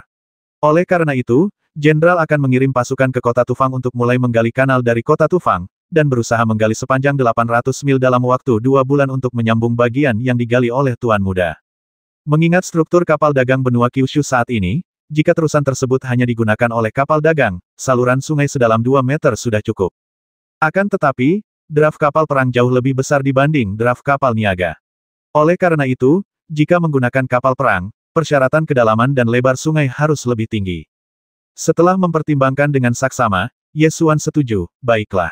Tidak sulit untuk menggali lebih dalam lagi. Kesulitannya terletak pada menjaga kedalaman air di seluruh kanal pada 3 zang. Namun, ini dapat diselesaikan dengan membangun beberapa bendungan lagi." Komandan Huo, apakah Anda membawa spesifikasi kapal perang? Jika Anda ingin membangun bendungan, Anda harus mencocokkan spesifikasi kapal perang pada akhirnya. Huo Jiping segera mengeluarkan cetak biru dan meletakkannya di atas meja, sambil berkata, "Ini adalah cetak biru kapal perang tentara Long Yuan. Ini sangat rahasia dan hanya Anda yang boleh melihatnya." "Baiklah, setelah aku selesai melihatnya, aku akan memutuskan skala bendungannya." Ye Xuan menyimpan cetak biru itu dan berkata, "Komandan Huo pasti lelah setelah datang jauh-jauh ke sini, mengapa kau tidak datang ke rumahku dan minum bersama?" "Tidak, situasi di prefektur Long Yuan sedang tegang. Saya harus segera kembali ke prefektur Longyuan malam ini. Harap berhati-hati, Tuan. Saya akan pergi. Setelah Huo Jiping selesai berbicara, dia membungkuk dan segera pergi. Setelah Huo Jiping pergi, Ye Xuan mengeluarkan lagi gambar kapal perang, mempelajari data seperti tinggi dan draft kapal perang, lalu mencatat dan mendesain ulang bendungan kanal. Setelah menyelesaikan masalah 12 penguasa kota prefektur Donglu, kecepatan pembangunan kanal dipercepat. Sejak ia mengalahkan Jiang Juedian dalam pertarungan perebutan penguasa kota, kota Hongbo kini menjadi miliknya. Setelah pertimbangan yang matang, Ye Xuan memutuskan untuk meninggalkan kota Hongbo dan memerintahkan seluruh penduduk kota Hongbo untuk dipindahkan ke kota Liuyun. Keputusan ini dibuat setelah pertimbangan yang matang. Pertama-tama, struktur kota Hongbo sangat buruk, karena kota ini dikembangkan sedikit demi sedikit selama ratusan tahun. Bangunan-bangunan di kota tersebar di timur dan barat, yang sangat kacau. Selain itu, tidak ada sistem drainase yang lengkap di kota ini. Lingkungan di kota ini cukup baik di antara kota-kota tingkat ketiga, tetapi jauh lebih buruk daripada kota Liuyun. Jika kita ingin terus mengembangkan kota Hongbo, kita perlu merobohkan dan membangun kembali sebagian besar bangunan di kota Hongbo. Seringkali, lebih baik membangun kota baru daripada menghancurkan kota lama dan membangunnya kembali. Terlebih lagi, begitu kanal ini dibuka untuk pelayaran, maka kanal ini pasti akan menjadi rute perdagangan baru, dan satu-satunya keunggulan yang tersisa bagi kota Hongbo akan hilang. Oleh karena itu, setelah Ye Xuan mengambil alih kota Hongbo, ia segera memerintahkan seluruh penduduk kota Hongbo untuk dipindahkan ke kota Liuyun. Namun, ini bukan migrasi paksa. Jika seseorang tidak ingin meninggalkan kota Hongbo, mereka dapat tetap tinggal. Orang yang bersedia bermigrasi dapat dialokasikan tanah dan dibebaskan dari pajak tanah pertanian selama 10 tahun. Hal ini sangat menarik bagi petani sehingga sebagian besar petani bersedia pindah ke kota Liuyun. Adapun keluarga besar di kota Hongbo, Ye Xuan tidak memberikan perlakuan istimewa apapun. Jika dia ingin pindah ke kota Liuyun, dia harus mengeluarkan uangnya sendiri untuk membeli tanah dan rumah bangsawan di kota Liuyun. Sebagian besar keluarga besar di kota Hongbo enggan bermigrasi. Ye Xuan tidak memaksa keluarga-keluarga besar ini untuk pindah. Setelah kanal selesai dibangun dan jalur perdagangan baru menjadi makmur, keluarga-keluarga ini tentu akan menyesal karena tidak menjual aset mereka di kota Hongbo untuk membeli tanah di sekitar kota Liuyun. Kota Hongbo adalah kota tingkat ketiga dan terletak di jalur perdagangan semua ras. Oleh karena itu, kota ini sangat makmur dan memiliki populasi hampir 1,5 juta jiwa. Setelah perintah migrasi dikeluarkan, 200.000 orang bermigrasi ke kota Liuyun satu demi satu, dan 100.000 orang lainnya akan memilih untuk bermigrasi nanti. Liu Feijin menepati janjinya dengan sangat baik. Pada hari ketiga setelah kepergiannya, ia mengirim 100.000 pekerja untuk membantu menggali kanal. Ye Xuan sama sekali tidak sopan. Dia mengeluarkan dekret yang sama untuk mengalokasikan lahan pertanian kepada 100.000 warga sipil ini jika mereka pindah, dengan maksud untuk mempertahankan orang-orang ini juga. Tuan Kota, Su Maosheng mengejar Ye Xuan dari rumah Tuan Kota sampai ke gerbang Universitas Kunpeng. Akhirnya, dia berhasil menyusul Ye Xuan dan berkata dengan napas terengah-engah, Tuan Kota, keluarga Luo dari ibu kota Kekaisaran Chaohua mengirim seseorang untuk menemui Anda guna membahas pembelian tanah di Liuyundu. Hanya satu keluarga. Ye Xuan terus berjalan menuju Akademi Kunpeng, bertanya sambil berjalan. Saat ini hanya ada satu, tetapi keluarga Luo sangat murah hati. Mereka mengatakan bahwa batu roh tidak menjadi masalah dan menawarkan 1 juta batu roh untuk membeli 10 hektar tanah di pusat Liuyundu. Su Maosheng merasa bahwa harganya sudah sangat tinggi. 1 juta batu roh dapat digunakan untuk membeli 10 hektar tanah. Di masa lalu, orang-orang tidak akan serta-merta membeli tanah di kota Liuyun bahkan jika mereka memberikannya secara gratis, apalagi menjualnya. Ketika Ye Xuan mendengar harganya, dia memutar matanya dan berkata, 1 juta batu roh untuk 10 hektar tanah, mengapa dia tidak pergi dan merampoknya? 1 mu tanah sama dengan 660 meter persegi, dan 10 mu lebih dari 6.000 meter persegi. Ini akan menjadi pelabuhan feri barang di jalur perdagangan masa depan semua ras. Memperoleh sebidang tanah yang begitu luas hanya dengan 1 juta batu roh jelas merupakan upaya untuk mendapatkan keuntungan. Rencananya adalah membeli tanah tersebut sebelum ada persaingan, lalu meraup untung besar dengan menjualnya kembali nanti atau mengelolanya sendiri.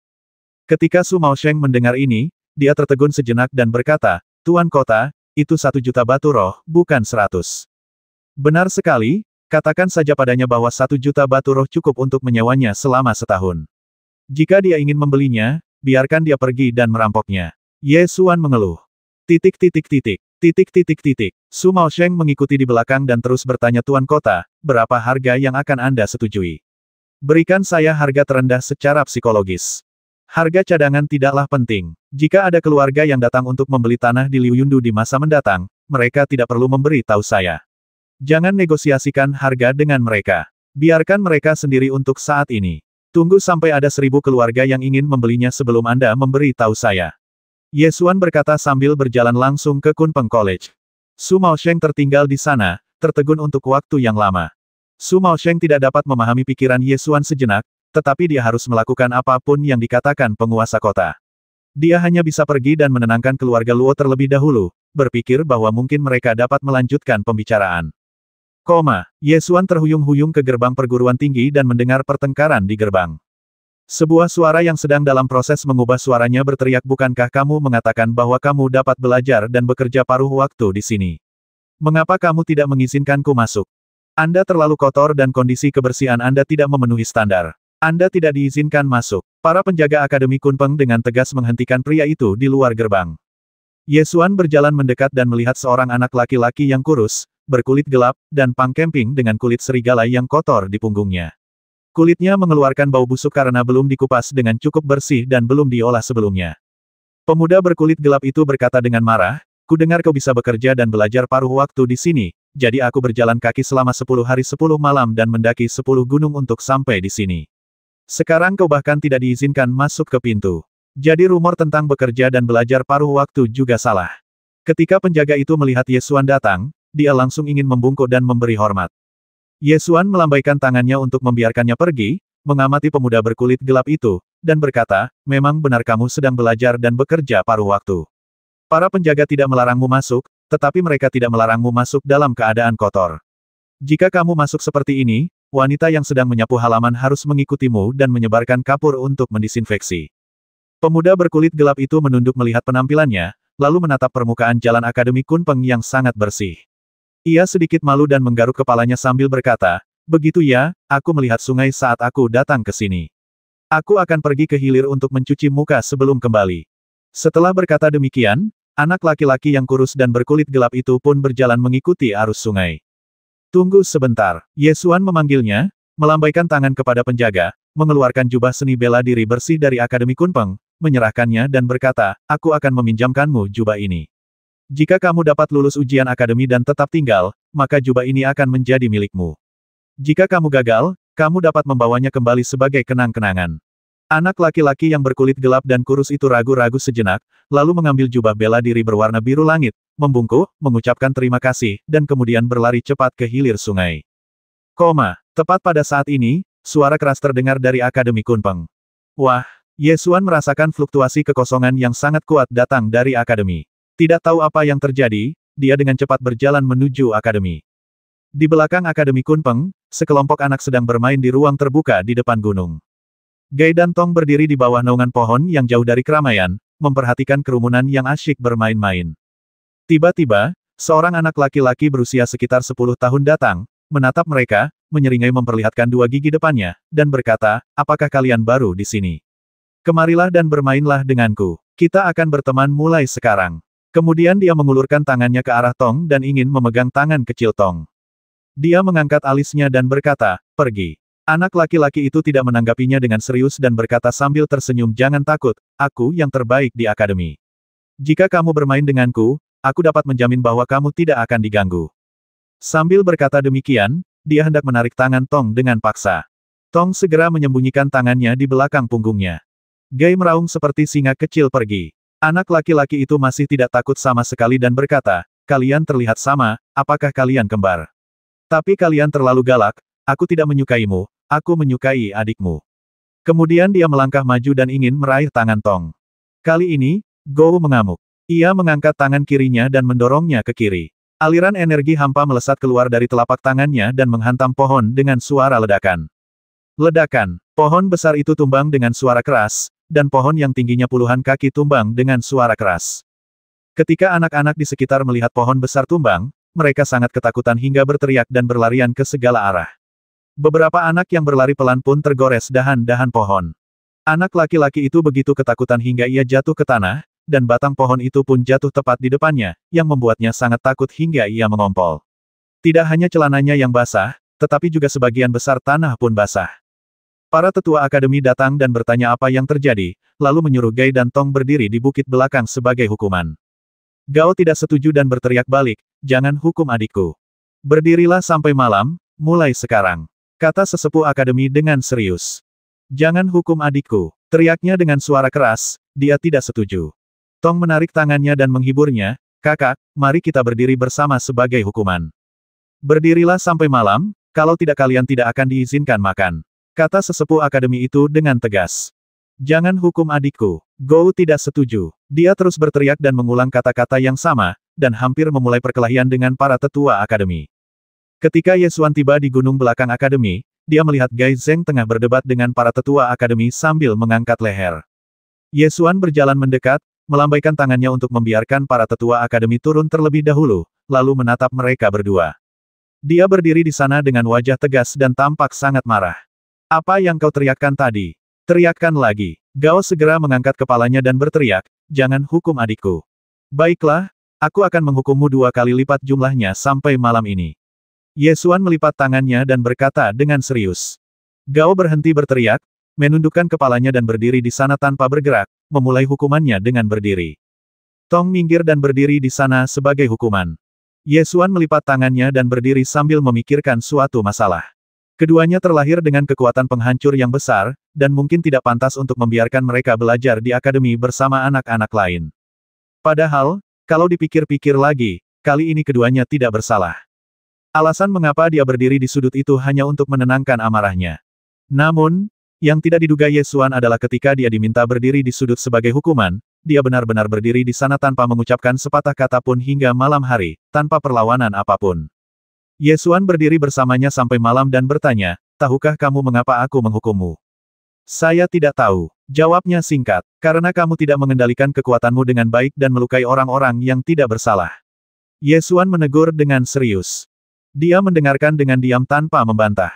Setelah Ye Xuan selesai memarahinya, dia mengulurkan tangannya untuk mencubit wajahnya dan bertanya, "Baiklah, hukumannya sudah berakhir. Apakah kamu masih marah?" Gao tertegun sejenak, tubuhnya seperti membatu, dan dia tidak dapat berbicara. Ye Xuan menyentuh wajah Tong lagi dan berkata sambil tersenyum, "Ayo pergi. Ayo kembali. Aku tidak tahu apakah akan ada makanan untuk dimakan jika kita kembali selarut ini." Malam, dapur. Setelah makan malam, Xiang Ling mengeluarkan anggur yang baru saja dipetiknya dari ladang hari ini dan mencucinya, dan Tong membantunya. "Apakah kamu membuat saudaramu marah?" Xiang Ling bertanya sambil memiringkan kepalanya.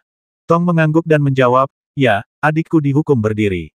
Xiang Ling mencuci sepiring anggur, menyerahkannya kepada Tong, dan berkata, "Jangan khawatir, gunakan ini untuk menghibur saudaramu, dan dia tidak akan marah lagi."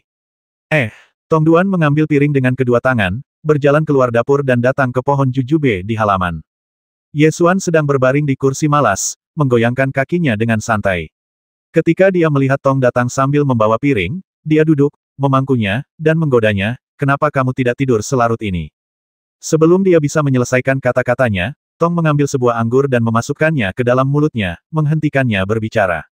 Ye Xuan mengunyah anggur 2 kali dan menelannya. Tong terus menatapnya. Begitu dia selesai memakan anggur kedua, dia langsung menyuapinya, seolah-olah dia sedang menyuapinya, dan sangat serius melakukannya. Ye Xuan belum pernah sesantai ini sebelumnya, jadi dia dengan senang hati berbaring di kursi malas, menunggu gadis kecil itu menyuapinya anggur. Setelah seluruh piring berisi anggur itu disantap, Tong mengambil piring itu dan berkata, "Kakak sudah tidak marah lagi." Dulu Tong selalu mengikuti orang gunung dan memanggil Ye Xuan dengan sebutan, "Ada," namun lama-kelamaan dia mengikuti Xiang Ling dan berubah memanggilnya dengan sebutan, "Kakak." Ye Xuan tidak terlalu peduli dengan nama itu, dan membiarkan mereka memanggilnya apapun yang mereka inginkan. Melihat ekspresinya yang serius, dia memeluknya dan berkata sambil tersenyum, "Aku tidak marah, tidurlah lagi. Kamu harus pergi ke akademi besok pagi, dan seorang jenderal besar akan memberimu pidato." Tong kemudian dengan gembira berlari kembali ke kamar, naik ke tempat tidur bersama Gai, mencondongkan tubuhnya ke telinga Gai dan berbisik, "Kakak tidak marah." Sejak Gou merobohkan pohon besar karena marah. Gao menjadi pengganggu di Akademi Kunpeng. Kemanapun dia pergi, seolah-olah ada tanda yang mengatakan dilarang masuk tertulis di sana. Tidak ada yang berani mendekat dalam jarak 3 kaki. Hal yang sama juga terjadi di kelas. Tidak ada yang berani duduk di samping mereka. Mereka merasa terisolasi. Gai sangat puas dengan ini, dan Tong pun tidak terlalu mempedulikannya, karena ia sudah terbiasa dengan situasi ini.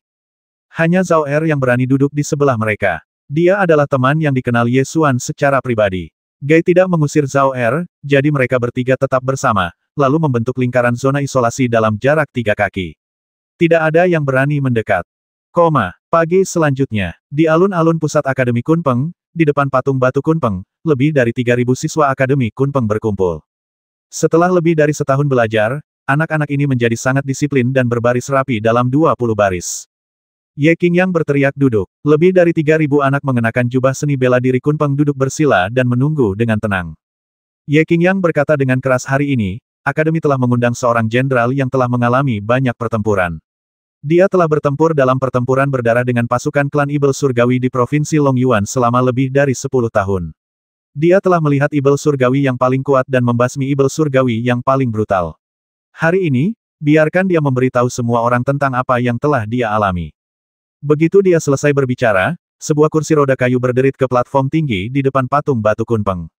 Fang Qiangqiao berdiri dengan bantuan kursi rodanya dan memulai pidatonya. Dia menghabiskan waktu 3 hari untuk mempersiapkan pidato ini, berusaha tidak membuat anak-anak muda ini menangis, tetapi juga menanamkan kebencian terhadap klan setan langit di dalam hati mereka. Di dunia ini, para pejuang manusia membutuhkan kebencian semacam ini. Tanpa kebencian ini, begitu klan setan langit menjadi kuat, mereka kemungkinan akan diperbudak oleh klan setan langit lagi dan jatuh ke dalam bahaya genosida. Fang Qiangqiao telah mengalami banyak sekali pertempuran berdarah di prefektur Longyuan. Ketika ia menceritakan pengalaman ini satu persatu, kisah itu menjadi sebuah kisah epik yang ditulis dengan besi dan darah, yang menarik perhatian semua anak yang hadir. Bukan hanya anak-anak ini, tetapi Ye Xuan, yang berdiri di kejauhan mendengarkan, merasakan bahwa kisah yang diceritakan oleh Fang Qiangqiao perlahan terungkap di depan matanya, seolah-olah dia telah menyaksikan hari-hari berdarah di medan perang dengan matanya sendiri. Pertempuran yang paling sulit adalah yang terjadi di Dragonbone Wastelen. Aku memimpin batalion kavaleri dan mengejar sekelompok Ibel Surgawi ke Dragonbone Wastelen. Kelompok Ibel Surgawi ini menangkap sekelompok anak-anak. Anak-anak itu kira-kira seusia denganmu. Karena mereka belum dewasa, mereka tidak akan banyak melawan jika mereka diperbudak, dan mereka bisa diperbudak seumur hidup. Kami mengejar selama 3 hari 3 malam. Dragonbone Wastelen begitu sunyi sehingga kami tidak dapat menemukan makanan apapun. Kami menghabiskan semua makanan kering yang kami miliki. Kami tidak dapat menemukan makanan apapun, begitu pula dengan Sky Demons. Namun, ketika kami mengejar Sky Demons, kami melihat bahwa mereka memakan anak-anak itu. Setelah kata-kata itu diucapkan, beberapa anak yang hadir menjadi pucat, tetapi sebagian besar dari mereka tampak marah. Sebagian besar anak-anak ini lahir dalam kemiskinan, dan kota Liuyun dekat dengan pegunungan Panlong, tempat klan setan langit sering muncul di dekatnya. Oleh karena itu, mereka telah mendengar tentang kengerian klan setan langit dari orang tua mereka sejak mereka masih muda. Bahkan ketika ada setan surgawi menampakkan diri, orang tua anak-anak ini tidak mengizinkan anak-anak mereka keluar. Fang Qiangqiao melanjutkan, saat itu, kami menangkap lebih dari 30 setan surgawi, mengurung mereka, dan tidak memberi mereka makanan apapun. Mereka lapar, jadi mereka mulai memakan jenis mereka sendiri. Pada akhirnya, hanya 3 setan surgawi yang tersisa, dan setumpuk tulang. Ye Qingyang mendengarkan dari samping dan merasa bahwa cerita itu terlalu berdarah dan tidak pantas untuk didengar anak-anak ini, tetapi melihat reaksi anak-anak, dia tidak mengatakan apapun untuk menghentikannya. Pidatonya berlanjut. Tiba-tiba terdengar raungan binatang buas dari langit. Lalu, sinyal bahaya ditembakkan ke langit. Saat Ye Xuan melihat sinyal bahaya, dia segera mengubah energi aslinya menjadi energi dan melayang ke angkasa, bergegas menuju ke arah sinyal bahaya tersebut. Fang Qiangqiao juga siap mengikuti. Ye Xuan berbalik dan berteriak padanya, lanjutkan, aku akan pergi melihat apa yang terjadi. Fang Qiangqiao tampak sangat tenang. Ia menoleh untuk melihat ke 3.000 murid Akademi Kunpeng yang hadir dan melanjutkan pidatonya. Hanya 2 anak yang duduk di sudut tiba-tiba melintas, menciptakan lingkaran gelombang kehampaan, menghilang dari tempat itu, dan benar-benar mengejar ke arah yang ditinggalkan Ye Xuan. Ye Xuan menggunakan Stepping Void Divine Movement Skill untuk menempuh jarak 1000 kaki dalam sekejap. Dalam sekejap mata, dia tiba di depan pegunungan Panlong, dan melihat sekelompok setan surgawi bergegas keluar dari pegunungan Panlong dan membasmi para pekerja dan penggali yang sedang menggali kanal. Raja Harimau Putih meraung dan menerkam Ibel Langit, menggigitnya satu persatu. Ia kemudian mengguncangnya dengan keras beberapa kali dan mencabik-cabiknya. Sekelompok pengawal Liuyun bersenjatakan tombak menyerbu ke depan dan terlibat dalam pertempuran sengit melawan Ibel Surgawi. Semakin banyak setan surgawi berhamburan keluar dari pegunungan Panlong, bahkan ada yang melebarkan sayapnya dan terbang keluar. Para setan surgawi yang dapat terbang semuanya berada pada tingkatan jenderal, yang setara dengan para pejuang rohani umat manusia. Kota Liuyun masih merupakan kota tingkat pertama setahun yang lalu. Kultivasi para prajurit di kota itu pada umumnya tidak tinggi, dan kultivasi pengawal Liuyun secara keseluruhan juga sangat rendah. Bertempur melawan musuh setingkat Jenderal Ibel Surgawi, mereka berada pada posisi yang sangat tidak menguntungkan. Yesuan terbang di atas medan perang, membuat gerakan pedang dengan tangannya, dan memotong aliran energi pedang. Pedang energi sepanjang 100 kaki menebas langit dan membelah bumi dengan ledakan. Semua Ibel Surgawi terbasmi dimanapun pedang itu lewat. Yesuan berteriak keras ke kota Liuyun ubah formasi pertahanan. Kemudian dia menamparkan tas binatang roh dan melepaskan bola guntur. Bola guntur itu berteriak bagaikan seekor burung elang ke angkasa, lalu menukik turun dan mulai membantai para setan surgawi. Segera setelah itu, gelombang kehampaan datang dari belakang. Gai dan Tong muncul, masing-masing memegang sebuah ranting, dan bersama-sama mereka menyerbu ke arah kelompok setan surgawi, menggunakan ilmu pedang mereka untuk membasmi mereka, bekerja sama secara diam-diam seolah-olah mereka adalah satu orang. 530.